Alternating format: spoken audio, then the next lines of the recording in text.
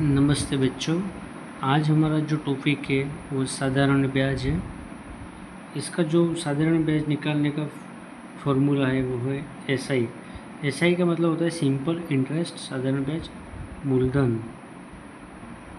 मूलधन इंटू दर इंटू समय अपन 100। ठीक है, जो मूलधन होता है प्रिंसिपल वैल्यू, दर इंटू समय अपन 100 इसका सूत्र है।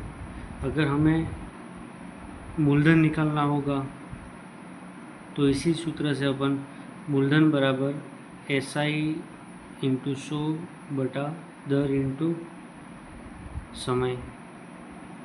इसी एक फॉर्मूले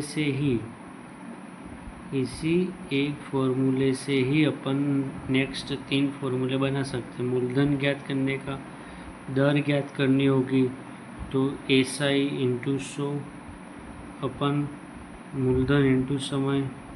ठीक है, और समय ज्ञात करना होगा तो साधारण ब्याज इंटू 100 अपन मूलधन इंटू दर। इसी एक सूत्र से अपन नेक्स्ट 3 सूत्र बनेंगे और हमें मूलधन, दर और समय निकालना होगा तो हम इस सूत्र से निकाल सकते हैं। इसी के एक एग्जाम्पल ले लेते अपन कि मान लो कि क्वेश्चन है, उसमें दे रखा है कि मूलधन जो है, मूलधन 5000 दे रखा है। ठीक है, दर है 8% दे रखी है और समय 2 वर्ष दे रखा है। ठीक है, अगर हमें साधारण ब्याज ज्ञात करना होगा इसका साधारण ब्याज, तो सूत्र क्या है? मूलधन इंटू दर इंटू समय बटा 100। इस मूलधन को अपन P लिखेंगे, दर को अपन R लिखेंगे और समय को अपन T लिखेंगे। तो सूत्र क्या है? P into R into T अपन 100। तो ब्याज ज्ञात करने का ये सूत्र है।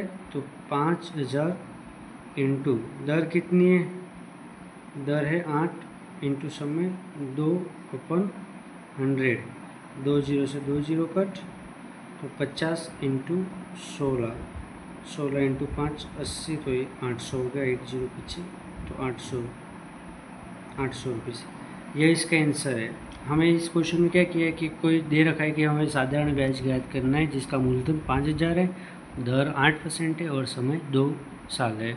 तो हमने सीधा यही किया कि सूत्र जो है मूलधन इंटू दर इंटू समय बटा 100, उसी सूत्र में हमने वैल्यू रख दी और वैल्यू रखते ये आंसर आ गया।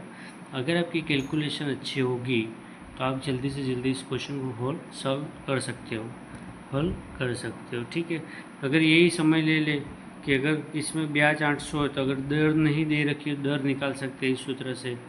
समय निकालना तो इस सूत्र से निकाल सकते हो, और मूलधन निकालना तो इस सूत्र से निकाल सकते हो।